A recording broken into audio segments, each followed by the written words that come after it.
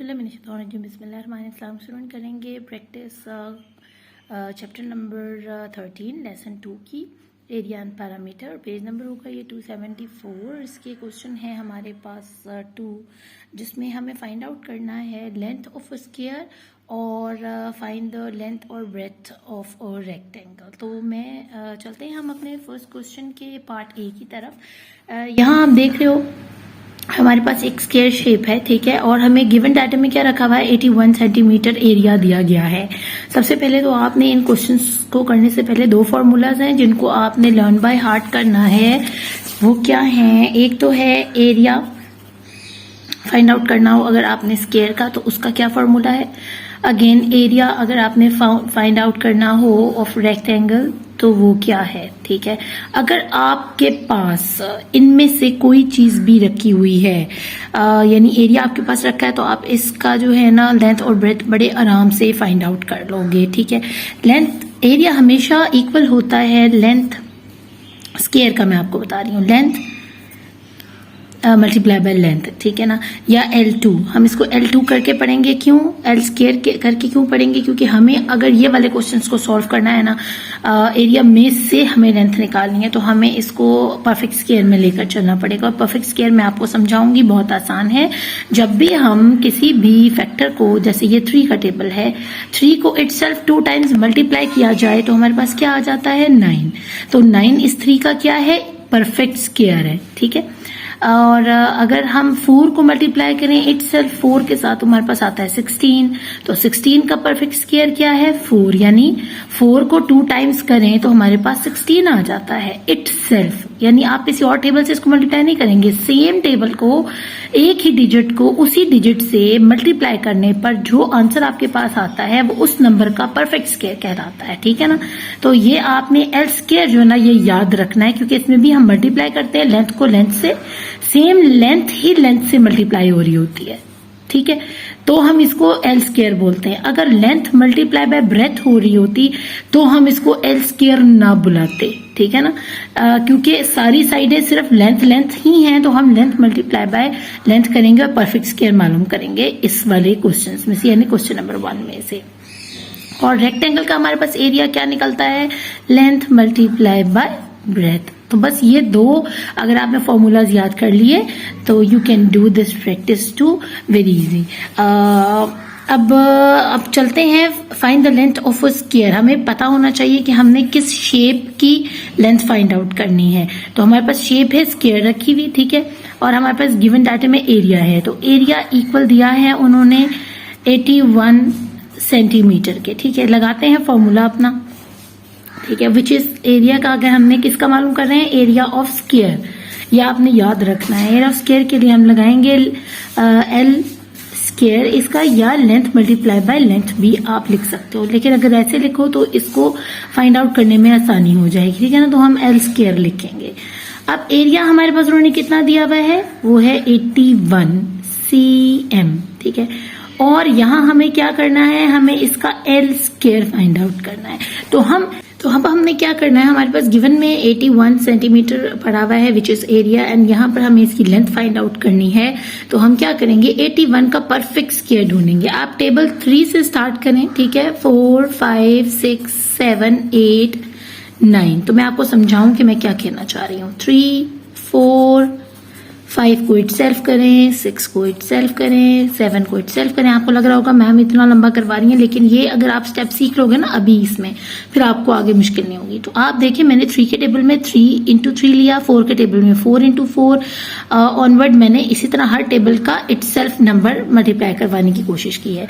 यहाँ हमारे पास आता है 9, यहाँ आता है 16, यहाँ आता है 25, यहाँ आता है 36, यहाँ आता है 49, यहाँ आता है 64 और यहाँ आता है 81। यानी 9 का टेबल अगर इटसेल्फ 9 को 9 से मल्टीप्लाई करवाएं तो हमारे पास 81 आता है। इट मींस कि 81 का जो परफेक्ट स्क्वायर है वो 9 बनता है, यानी 9 को इटसेल्फ जब हम मल्टीप्लाई करवाएंगे 9 इंटू 9 तो हमारे पास 81 आ जाएगा।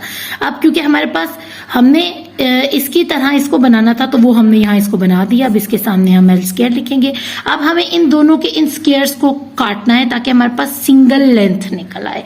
उसको काटने के लिए हम क्या करते होते हैं, हम स्क्वायर रूट डालते हैं। ये स्क्वायर रूट क्या हेल्प करेगा हमें इन स्क्वायर्स को खत्म करने में, ठीक है, ऐसे ऐसे। अब हमारे पास क्या अकेला बच गया है, 9 और L। तो हमें पता चल गया कि इसकी एक लेंथ जो है वो इक्वल है 9 के, ठीक है, 9। अब आगे चलते हैं हम अपने नेक्स्ट क्वेश्चन की तरफ, पार्ट बी की तरफ। इधर भी अगेन हमें एरिया गिवन है, फिर हमने एरिया में से लेंथ फाइंड आउट करनी है तो हमें एल स्क्वायर लगाना है, which means length multiply by length, ठीक है ना। तो हम इसको 2 दफा एल को लिखने की बजाय एल स्क्वायर लिख रहे हैं। एरिया हमें उन्होंने दिया है इस दफा 64 सेंटीमीटर एल स्क्वायर। अब हमें की तरह इसको भी बनाना है तो हम 64 का यहाँ ढूंढेंगे कि हमारे पास परफेक्ट स्क्वायर क्या आ रहा है, वो ये आ रहा है, ठीक है। 64 यहाँ है और 8 इसका परफेक्ट स्क्वायर है, तो हम यहाँ लिख देंगे 8 square CM equal L square, ठीक है। अब इन दोनों को खत्म करना है हमें स्क्वायर को, तो हम रूट्स डाल देंगे और ये इसके साथ कट आउट हो जाएंगी। हमारे पास अगेन क्या रह गया, ओनली 8 एंड L। तो हमारे पास इसकी लेंथ निकल आई विच इज 8। अब चलते हैं क्वेश्चन नंबर 2 के पार्ट ए की तरफ। और यहाँ पर हमें कौन सी शेप दी गई है, हमें शेप दी गई है रेक्टेंगल, ठीक है। और एरिया ऑफ रेक्टेंगल का मैंने आपको पीछे बताया है कि इसका क्या होता है फॉर्मूला, वो होता है लेंथ मल्टीप्लाई बाय ब्रेथ, ठीक है।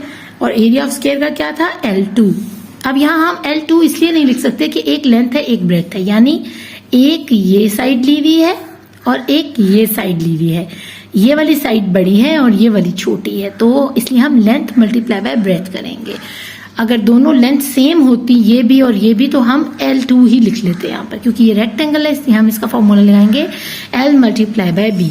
तो चलते हैं क्वेश्चन की तरफ। एरिया हमें गिवन है 15 सेंटीमीटर, तो एरिया के नीचे लिखेंगे एरिया 15 cm स्क्वायर और यहाँ लिखेंगे हम एरिया फाइंड आउट करने रेक्टेंगल का, तो लेंथ मल्टीप्लाई बाय ब्रेथ। अब यहाँ आप देखो हमारे पास उन्होंने लेंथ दी हुई है, ठीक है ना, एक एरिया दिया हुआ है एक लेंथ दी हुई है, तो हम इस L की जगह यहाँ पर ये 5 लिख लेंगे, ठीक है। इस 5 को यहाँ लिख देते हैं 5 cm। अब हम क्या करेंगे कि हमारे पास ब्रेथ मौजूद नहीं है जो कि हमें यहाँ फाइंड आउट करना है। उन्होंने कहा ना या तो लेंथ फाइंड आउट करें या ब्रेथ। अब लेंथ गिवन है, इट मीन्स कि हमें ब्रेथ फाइंड आउट करनी है। तो अब हमारे पास 2 कांस्टेंट नंबर आ गए हैं और यहाँ एक वेरिएबल रखा हुआ यानी ABC रखी हुई है, तो हम इन कांस्टेंट नंबर को यूज करेंगे। यहाँ पर ये 5 मल्टीप्लाई हो रहा है विद B। अगर हम इस 5 को कुर्बानी के लिए कहें कि तुम सेक्रीफाइस करो B की वैल्यू को फाइंड आउट करने के लिए, ब्रेथ फाइंड आउट करने के लिए, तो कहेगा अच्छा मुझे क्या करना होगा, तो हम कहेंगे तुम यहाँ पर इसके साथ मल्टीप्लाई हो रहे हो ना, तो अब तुम यहाँ से उठकर यहाँ चले जाओ इसके नीचे और डिवाइड हो जाओ। तो कहेगा ओके फाइन, क्या मेरे डिवाइड होने से इसकी ब्रेथ मालूम हो जाएगी, तो हम कहेंगे yes of course why not. तो हम इसको 15/5 रखेंगे, ठीक है, और यहाँ रख देंगे अकेला B। अब यहाँ रह गया। अब ये 5 क्या होने जा रहा है, इसके साथ डिवाइड। यहाँ ये क्या हो रहा था, B से मल्टीप्लाई, जब ये इस तरफ आएगा तो ये डिवाइड होगा। इसी तरह ये रूल है, आपने समझना है। क्लास 6 में जाएंगे तो आपको आसानी होगी अगर मेरी ये वाली जो है ना ट्रिक आपने याद रखी हुई है। हमेशा जो चीज इधर मल्टीप्लाई हो रही होती है, अगर उसको हम इक्वल के दूसरी तरफ लेके जाएं तो उसको डिवाइड करवाएंगे। और अगर कोई चीज यहाँ रखकर डिवाइड या मल्टीप्लाई हो रही है और वो यहाँ जा रही है, तो अगर डिवाइड हो रही है तो मल्टीप्लाई हो जाएगी और अगर मल्टीप्लाई हो रही है तो यहाँ जाकर डिवाइड हो जाएगी। बस इसका छोटा सा ये चक्कर था जो मैंने आपको आराम से समझा दिया। अब 5 के टेबल में 15 कहाँ आता है, इसको डिवाइड करें तो 3 पर आता है। इट मीन्स कि 3 cm स्क्वायर हमारे पास ब्रेथ निकल आई है इस रेक्टेंगल की, ठीक है ना, ये है ब्रेथ 3 cm स्क्वायर।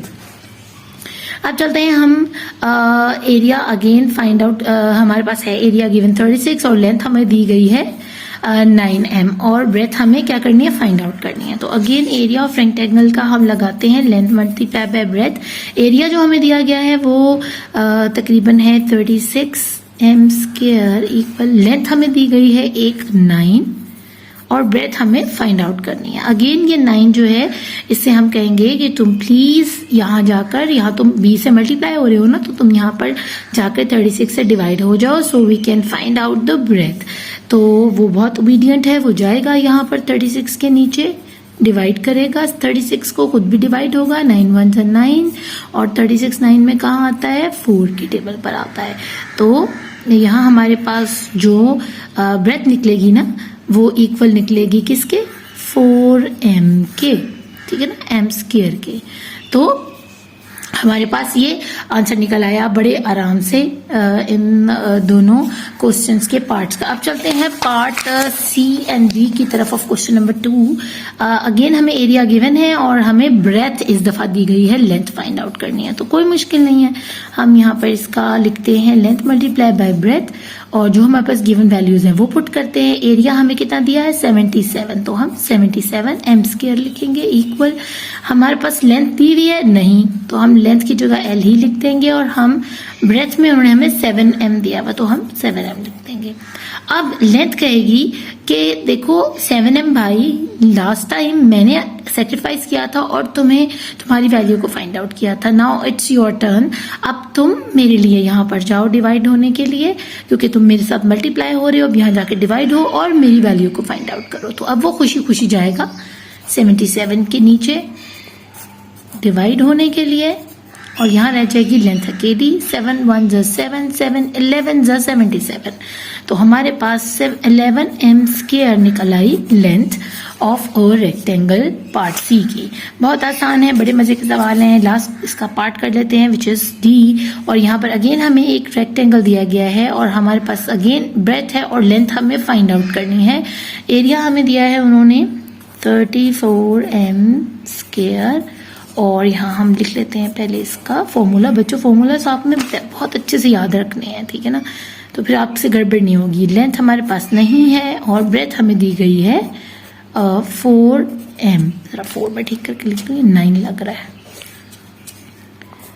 4m, ठीक है। एंड नाउ अगेन ये रिक्वेस्ट कर रहा है लेंथ जो है कि काइंडली आप ब्रेथ भाई जाएं और 34 से एरिया से अपने आप को डिवाइड करवाएं और मेरी वैल्यू फाइंड आउट करें। तो अब 4 आएगा, यहाँ मल्टीप्लाई हो रहा था, यहाँ जाकर डिवाइड हो जाएगा, ठीक है।